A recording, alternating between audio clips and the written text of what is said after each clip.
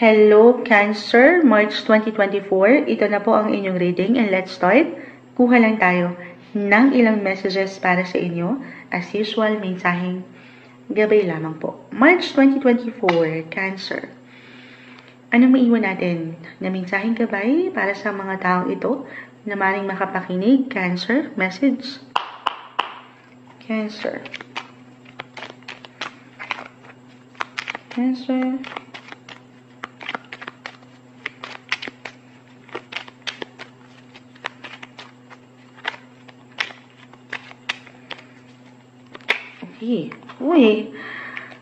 Uy, alam nyo, sinapol natin mabuti to.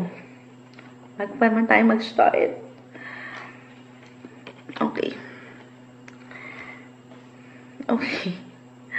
Sabi ko na sa inyo, kanina pa umaangat ang Four of Wands, yung celebration. Kung tayo po ay live na live.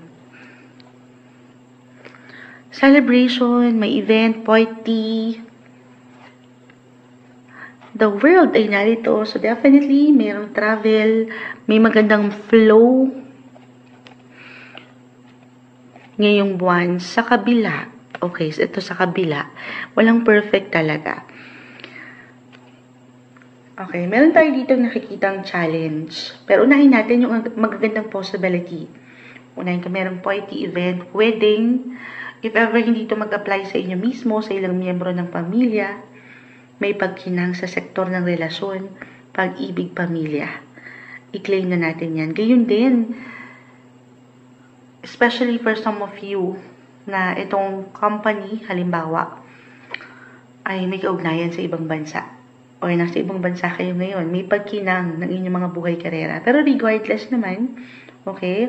Or meron talagang travel opportunity this month for some of you. Naalala ko si Miss Mary Joy bilang katatapos nilang magtanong, isang Cancer, pupunta ng Singapore, ayan na, merong travel. Pero kung wala man, sabi ko nga, anything na may connection sa ibang bansa, halimbawa itong company nyo, ikaw itong maaaring maging representative mula dito sa international agenda na to.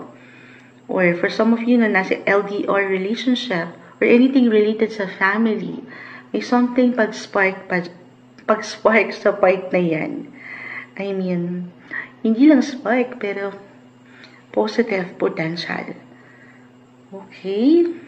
Merong opportunity.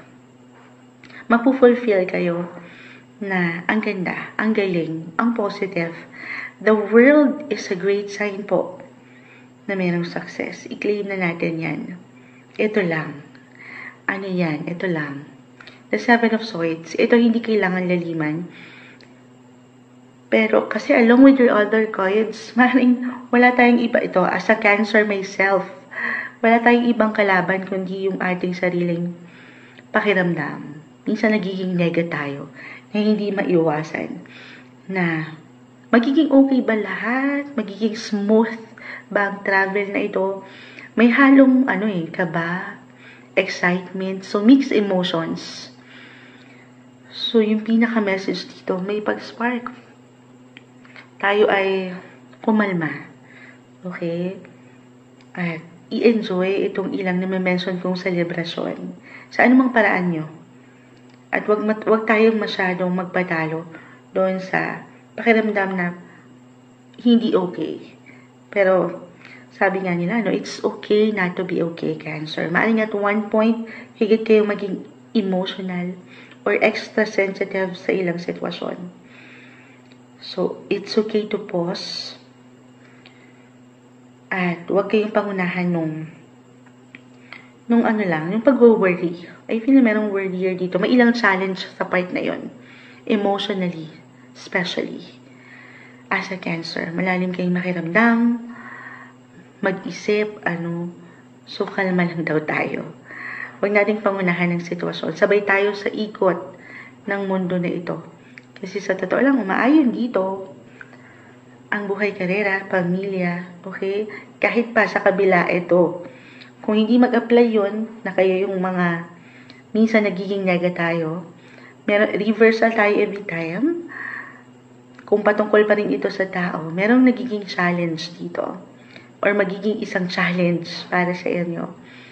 na very normal sa anumang sektor. Maaaring meron lang kayong makatensyon at one point. Hindi kailangan laliman. Or meron, kung ito yung may patungkol sa trabaho man pamilya, meron kayong makatensyon talaga. Or meron pong isang sikreto, especially sa work, isang, kumbaga, kahit wala kayong ideya, ay parang isang competition pa lang tingin sa inyo. Umangat yung pagiging competitive nito. At siya nagiging isang challenge ka para sa kanya. Kasi ang galing mo. Ang positive mo, sa kabila ng parang hindi naman talaga madali ang buhay. Pero lumalaban ka, umaangat ka, kumikinang ka. Higit kayo magiging magnetic. The star ay narito. Positive lang daw. Alisin natin yung pangamba ngayong buwan. Okay? Okay. Focus lang tayo sa pagiging positive, iwas sa ilang nega, tao man ito, sa trabaho, pamilya, or sa sarili mong pakiramdam. Okay? Ano bang ma-add natin dito? Cancer. May progress, patuloy na progress, sasabay ka dito, ang ganda. Mayroong success. Hindi niyo pa man yan agad makita o maramdaman.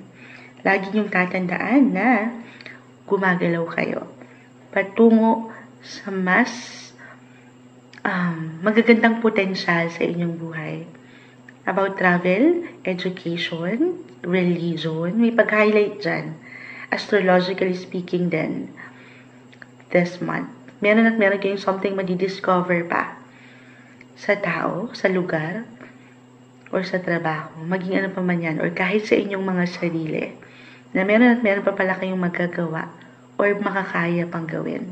So, tiwala lang. Yung confident, papangatin this month. Okay, kuha tayo ng final advice para sa mga Cancer. Anong add pa natin dito? Cancer. Ayan. You are good enough. You are good enough, Cancer. Kahit pa sa kabila na minsan sabi ko nga, wala tayong higit na kalaban dito, kundi ang ating mga sarili. Huwag mong pagdudahan kung ano yung ikaw. Okay? Dahil, sabi ko nga, may kinang ka, nag-i-spark ka. Confidence, ayan, confidence is the key lang din. Stay positive sa inyong mga buhay-buhay ngayong March 2024, Cancer.